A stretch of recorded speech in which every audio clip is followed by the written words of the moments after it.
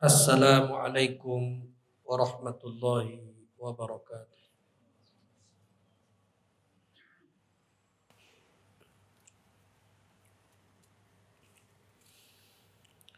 Alhamdulillah, nahmaduka ya dzal jalali wal ikram ala ma akmalta lana min dinil Islam, wa nusalli wa nusallim ala sayyidil arabi wal ajam, sayyidina wa maulana wa habibina Muhammadin wa ala alihi wa ashabihi al-kiram. أشهد أن لا إله إلا الله وحده لا شريك له، وأشهد أن سيدنا ونبينا محمدا عبده ورسوله لا نبي ولا رسول بعده. قال الله تعالى في كتابه الكريم: يا أيها الذين آمنوا إذا نودي للصلاة من يوم الجمعة فاسعوا إلى ذكر الله وذروا البيع ذلكم خير لكم إن كنتم تعلمون. وقال النبي صلى الله عليه وسلم: خير يوم طلعت عليه الشمس يوم الجمعة. أما بعد فيا عباد الله، أوصيكم ونفسي وإياي بتقوى الله وقد فاز المتقون. Ma'asyiral muslimin wa zumratal mu'minin, jamaah salat Jumat yang insyaallah sama-sama dimuliakan oleh Allah Subhanahu wa taala. Bersyukur kepada Allah dengan mengucapkan alhamdulillah semata-mata atas ma'unah, taufik, barakah, inayah dari Allah Subhanahu wa taala. Pada hari ini kita oleh Allah Subhanahu wa taala bisa melanjutkan aktivitas dan rutinitas kita. Terlebih kita bisa bersama-sama menunaikan kewajiban kita selaku seorang muslim melaksanakan ibadah salat Jumat. Mudah-mudahan Allah memberikan keberkahan umur kepada kita semuanya. Keberkahan umur yang digunakan untuk ibadah kepada Allah Subhanahu wa taala. Salawat dan salam mudah-mudahan Allah haturkan kehariban baginda kita Nabi besar Muhammad sallallahu alaihi wasallam yang telah sukses dalam ekspansi besarnya mereformasi kelamnya kehidupan menuju tatanan ubudiyah, menuju tatanan ilmiah seperti yang kita rasakan di tempat ini. Ma'asyiral muslimin wa zumratal mu'minin, jamaah salat Jumat rahimakumullah. Pada kesempatan yang mulia ini, pada hari yang mulia ini, khatib berwasiat kepada pribadi saya dan kaum muslimin jamaah yang hadir di tempat ini. Mari kita bersama-sama meningkatkan kualitas dan kuantitas ketakwaan kita kepada Allah Subhanahu wa taala. Wa qad fazal muttaqun. Sungguh amat sangat beruntung orang-orang yang bertakwa kepada Allah Subhanahu wa taala. Apa yang dimaksud takwa? Takwa adalah imtithalu awamirillah, menjalankan segala bentuk perintah Allah, wajtinabu nawahi, dan menjauhi segala larangannya. Jamaah salat Jumat yang dimuliakan oleh Allah Subhanahu wa taala. Ada 4 tanda-tanda kita ini akan tergolong orang yang mendapatkan kebahagiaan dari dunia sampai akhirat nanti. Apalah artinya cuman bahagia di dunia tapi di akhirat tersiksa.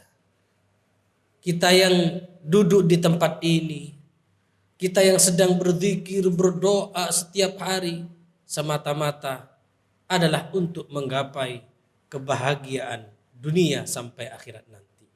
Sebagaimana doa yang sering kita panjatkan, Rabbana, Tuhan ya, wahai Tuhan kami, Atina fid dunya hasanah. Berikan kepada kami di dunia kebaikan. Wa fil akhirati hasanah, dan di akhirat kebaikan. Wa qina adzabannar, dan selamatkan kami dari api neraka. Lantas bagaimana ciri-ciri, tanda-tanda orang yang akan mendapatkan kebahagiaan dunia dan akhirat? Pertama adalah dzikrud dzunubil madiyah. Ini adalah ciri-ciri yang digambarkan oleh Rasulullah. Pertama adalah orang yang selalu mengingat kesalahannya, mengingat dosanya, mengingat alpanya.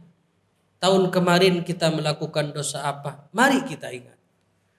3 bulan yang lalu kita melakukan dosa apa? Diingat. Kamis kemarin kita melakukan dosa apa? Diingat. Sebagai motivasi kita masing-masing untuk memohon ampunan kepada Allah Subhanahu wa taala. Dosa yang ditaubati dengan taubat yang sebenar-benarnya, maka dosa itu dimaafkan oleh Allah Subhanahu wa taala. At-taibu minadz-dzambi, orang yang bertaubat dari dosa, kaman la dzambalah, seperti orang yang tidak pernah melakukan dosa. Dengan 3 syarat jemaah sekalian. Pertama, menyesali. Yang kedua, tidak mengulangi lagi. Dan yang ketiga, mengembalikan hak-hak orang lain yang pernah kita ambil. Mengingat kesalahan, mengingat dosa, mengingat kealpaan yang kita lakukan, pertanda itu termasuk orang-orang yang sukses dunia sampai akhirat. Yang kedua jemaah sekalian, tanda-tanda orang yang akan mendapatkan kebahagiaan dunia sampai akhirat nanti adalah nisyanul hasanatil madiyah. Adalah mereka, adalah kita yang melupakan perbuatan baik yang pernah kita lakukan. Barangkali kita pernah haji 3 kali, boleh sebagai mengenang, tapi tidak perlu sering diceritakan ke orang lain. Barangkali kita umroh setiap tahun, bersyukur kepada Allah, tapi tidak perlu pamir ke orang lain. Barangkali kita pernah bersedekah, menyantuni fuqara, masakin, bersedekah kepada anak yatim, pondok pesantren, masjid, bagus, tapi tidak perlu cerita-cerita ke orang lain.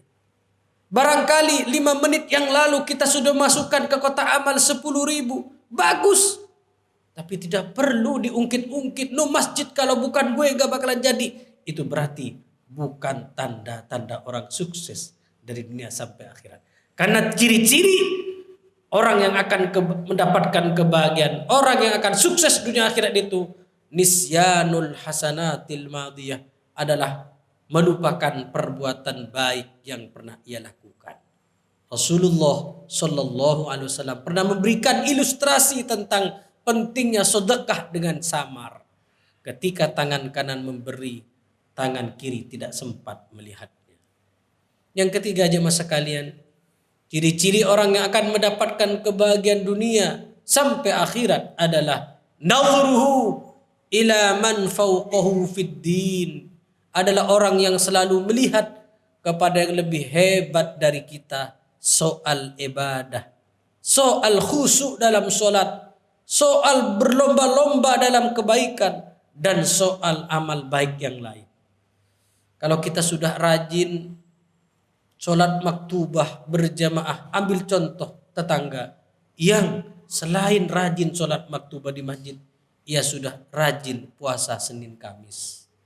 Kalau kita sudah rajin sholat maktubah berjamaah di masjid, Senin Kamis juga kita istiqomah. Ambil contoh teman kantor yang setiap hari menyempatkan baca Al-Quran walaupun hanya 1 lembar.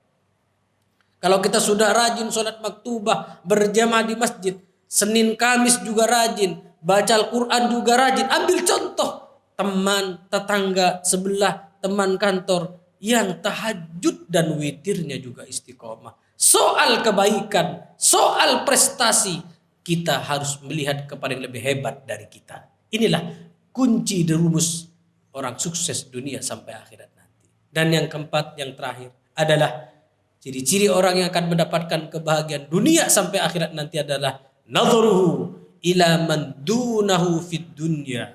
Adalah mereka, tentu juga adalah kita yang selalu melihat kepada yang lebih rendah soal dunia.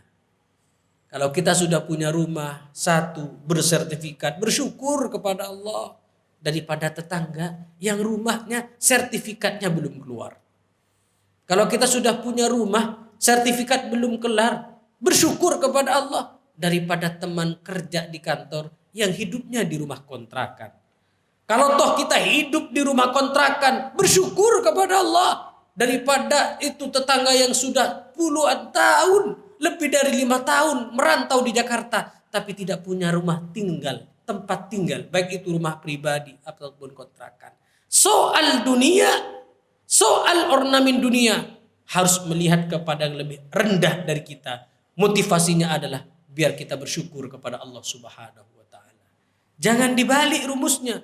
Kalau kita soal dunia melihat kepada yang lebih hebat, lebih kaya, sementara ibadah lebih melihat kepada yang lebih rendah, maka itu adalah kacau. Sudah punya rumah satu, beli lagi, padahal nggak ada yang nempatin. Sudah punya rumah 2, beli apartemen untuk sekedar aset. Sudah punya rumah, apartemen, villa sudah punya. Dan orang yang model kayak itu, kalau tidak mendapatkan hidayah dari Allah, mereka akan selalu menumpuk harta. Allah memberikan ultimatum kepada mereka yang selalu menumpuk harta, tapi digunakan tidak pada kebaikan. Alhaakumut takatsur hatta zurtumul maqabir. Alhaakumut takatsur. Celakalah mereka yang at-takatsur, selalu menumpuk dan menumpuk harta, dan mereka tidak akan puas hatta zurtumul maqabir, sehingga mereka masuk ke liang kubur. Masyiral muslimin wa zubratal mu'minin rahimakumullah.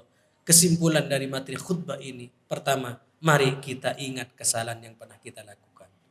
Yang kedua, mari kita lupakan perbuatan baik yang pernah kita lakukan. Yang ketiga, mari kita memotivasi kita masing-masing untuk agar terus lebih hebat dan terus lebih hebat, biar terus lebih baik. Dan yang terakhir, memotivasi kita masing-masing untuk senantiasa mensyukuri atas Allah, atas nikmat yang Allah berikan kepada kita semuanya. Mudah-mudahan bermanfaat, khususnya kepada pribadi saya. Wal asri innal insana lafi khusr illa alladhina amanu wa amilus solihati wa tawasaw bil haqq wa tawasaw bis sabr. Aqulu qawli hadha wastaghfirullah li wa lakum fastaghfiru innahu huwal ghafurur rahim.